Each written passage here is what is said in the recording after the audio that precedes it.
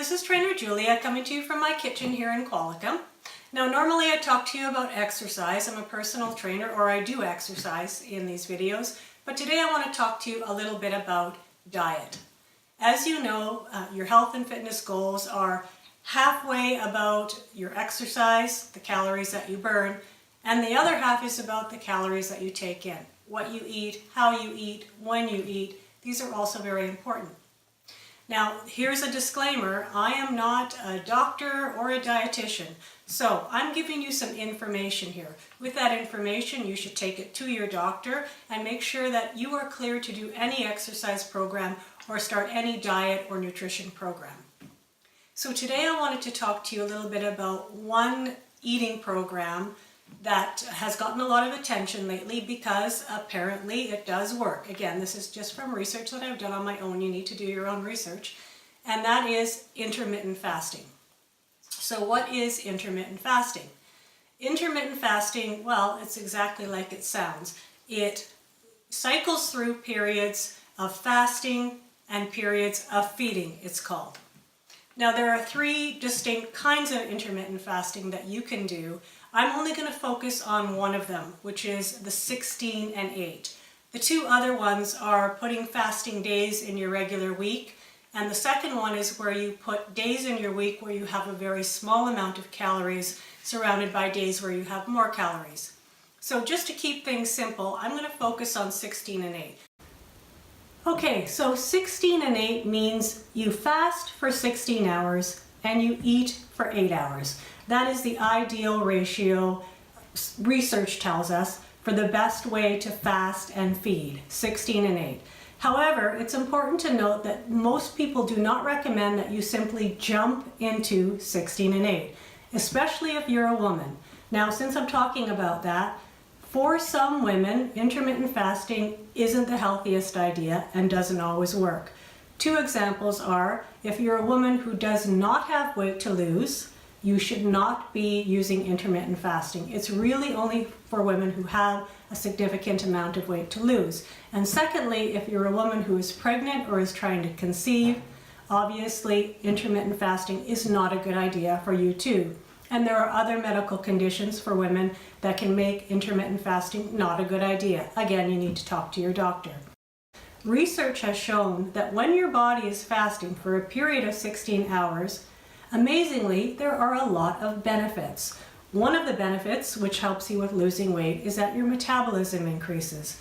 There are other benefits related to cellular regeneration and related to insulin balance in the body, which are very interesting.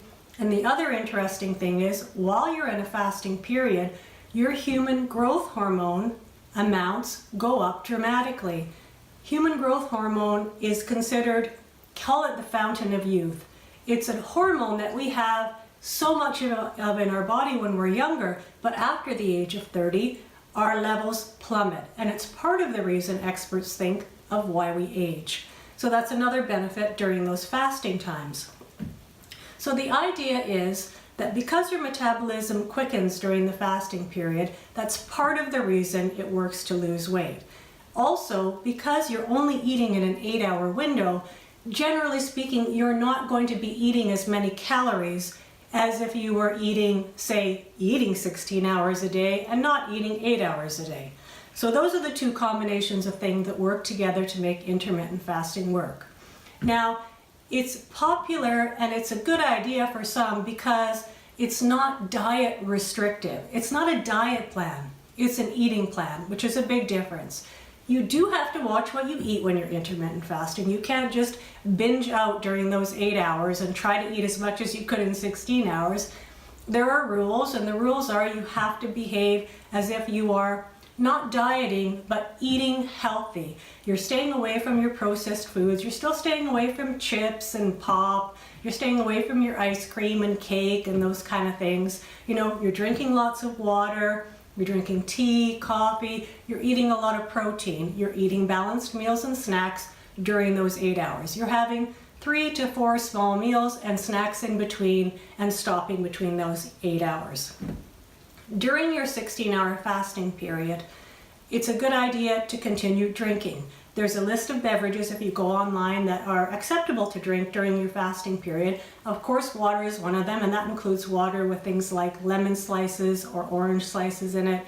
Coffee without cream or sugar is acceptable. Teas are acceptable. There are some other non-caloric beverages that you can eat during your fasting period that will not affect the fasting. However, if you introduce any kind of fats or sugars during the fasting period, that will completely eliminate the benefits that you're getting. If you're going to start doing it, don't just go from one day eating normally all of a sudden to 16 and 8. You're going to shock your body. Start with 12 and 12 or 10 and 12. And then a half an hour a day, eliminate the amount of time that you're eating. Add half an hour a day to your fasting time. If during that time, while you're gradually moving into intermittent fasting, you feel unwell, there are some common side effects like headache, heartburn, etc. But if you feel like your symptoms are more serious than that, then you need to stop. If you're having minor symptoms or none at all, then carry on with increasing your fasting times until you hit 16 and 8 and see how you feel there. Try it for a few weeks. It's a great way to kickstart some weight loss. So it's not to say you need to be doing it for a long period of time. You need to be doing it for as long as it's comfortable for you, as long as you're enjoying it, and as long as you're getting some benefit out of it, which could mean losing 1, 2, 3 pounds a week. So if it is working for you, and you're not suffering from any ill side effects, then do continue doing it if you're getting some success. Just again, make sure that you're eating properly and nutritiously during the 8 hours that you're eating. Okay, the last few points I want to make about intermittent fasting. You should still be exercising while you're intermittent fasting. When you exercise is really entirely up to you, but it's not just one thing that you can do and you don't have to do anything else. Nutritious eating when you're in your eating times and exercise should both be used together if you're doing intermittent fasting. The time that you fast really is up to you, although they say that the people who have the most success with it eat between noon and 8 o'clock at night and fast between 8 o'clock at night to noon the next day. They say that works for people because generally they don't have as many cravings, and then they're sleeping through the night. They have a little bit of hunger in the morning, and by the time noon comes around, they're ready to eat. If you have a different sort of lifestyle, work, or schedule, you might want to try different times.